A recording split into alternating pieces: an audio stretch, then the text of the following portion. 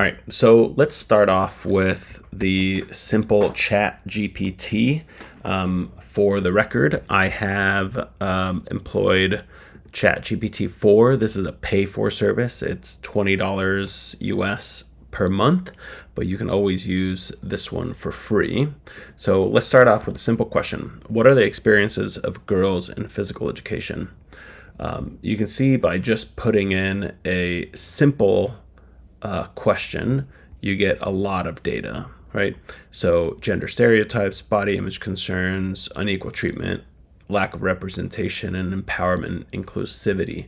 So those seem, if you do research in this area, those seem to be pretty good.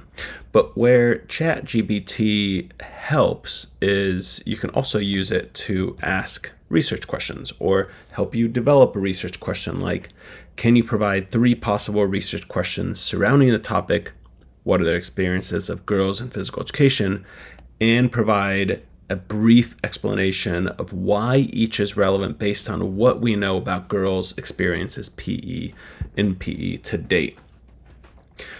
So it provides you these 3 different bullet points. Each one is a research question, and then it provides you this specific kind of rationale. So what role does teacher and peer support play in shaping girls' experiences and attitudes toward physical education?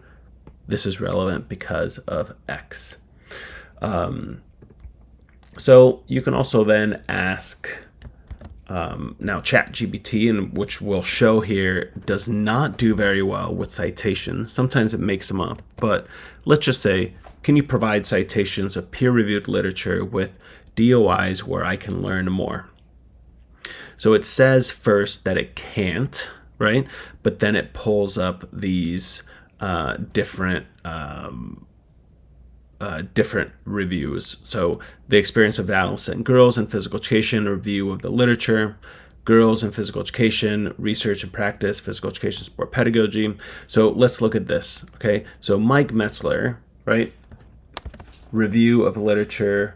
So then I would go into scholar.google, copy and paste it, okay? It doesn't exist, right? So here, like, if you know what you are researching, the experiences of adolescent girls in physical education is not something that Mike Metzler would probably have done.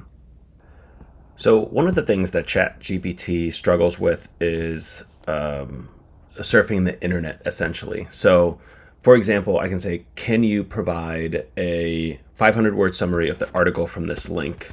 And the link that I'm using is an article that we published with a couple of my colleagues, which is here. This is the physical education teachers' experiences with remote instruction during the initial phase of the COVID-19 pandemic. So one step around of this, like let's say I want to summarize the introduction. I can just go in and copy this here and say, summarize this in 200 words. And so then if I copy and paste from an open access article, then it provides me this summary, which can be really helpful and speed up your kind of research reading. All right, so let's talk about how ChatGPT can also work in the classroom. Or maybe you're thinking, how would students use this, or how are students already using this? So for better or for worse, let's ask ChatGPT, again, this is the free version here, to write me a physical education lesson plan using the Shape America National Standards for Physical Education. I give them the details. It's 4th grade. I have 25 students. I have outdoor space, and I want to teach the students how to accurately pass a soccer ball. And I want them to provide the specific Shape America standard in the lesson and also break down the critical elements of a soccer pass. So it gives me the Shape America lesson, or the standard, which is broad. It gives me lesson objectives. Students would demonstrate the ability to accurately pass a soccer ball using both feet. Then it goes into an introduction. It talks about what I should do for a brief warm-up. Okay, dynamic stretches, light jog, short game of tag. These are options. Skill instruction. Here is my proper stance, striking the ball, follow through. Here's my skill practice. Game application using small-sided games, 4v4, and closure. It gives me an idea of an assessment, extensions, and then the safety considerations. Again, probably not the best lesson plan you'll ever see, but it is probably the best lesson plan you've ever seen in 10 seconds. So let's see what else it can do. We talk a lot in the US about advocacy.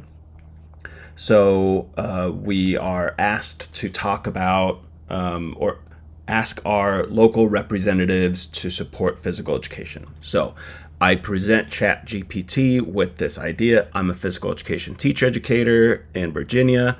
I want you to write a letter for me. This is my title, to my state representative, who's Don Beyer, and I want him to ask him to support legislation that supports health and physical education in public schools, increases the hours of health that is taught, and ensures that only licensed educators are teaching, limit the classroom size to other academic subjects, and that PE will be taught for at least 3 days a week. So again, it provides me a very, very specific professional, right? So it takes out where his address is, okay, what my address is. It is not 123, but it is on University Drive. And it gives me a full letter. It gives me the points that I asked. And now I can copy and paste this into a Word document and edit it as I see fit. So now let's move on to some other AIs. All right, so let's move on to something else. Let's go to Consensus. Consensus is another AI. It uses ChatGPT.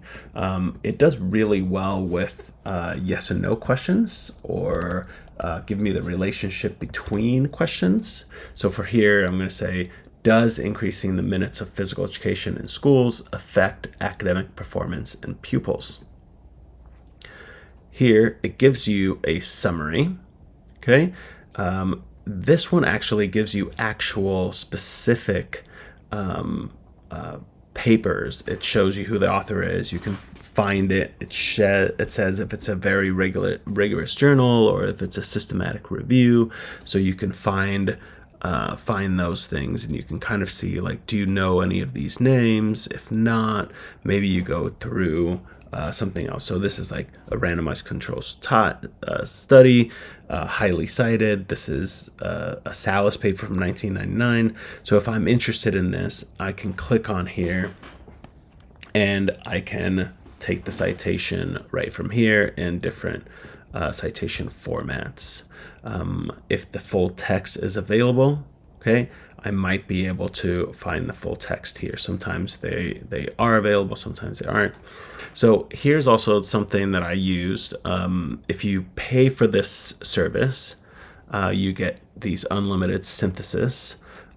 If you don't pay for the service, you get 2 or 3 a week or something like that. But it gives you a summary. So they took the top 7 papers and they said, some studies suggest that physical education or school-based physical activities positively associated with academic performance in children, while other studies indicate that there is insufficient evidence to conclude that additional physical education time increases academic achievement, and excess time allocated to physical activity may jeopardize school performance among adolescents. So let me give you Chat PDF. So Chat PDF works in a way that you basically use your PDF. So I'm going to add our COVID quantitative paper here. So this was a paper that got published in 2021 about teachers' experiences during COVID. And so I basically asked this chatbot to explain all of the different things that happen, or whatever I want to ask. So, like, for instance, what are the main findings? So access to technology and student assignments varied, blah, blah, blah. And it gives you all of these. And these are what page it can be found in. So it kind of links back to the page. So if you want more information, you can do that. Okay, let's go to typesets. So my COVID paper is uploaded here already. So let's go to that. It actually gives you suggestions. So it gives you an overview. This is what the paper is all about. Then it gives you an overview of, let's say, explain the practical implications of this paper. And it provides the practical implications. If you want to look at the results of this paper,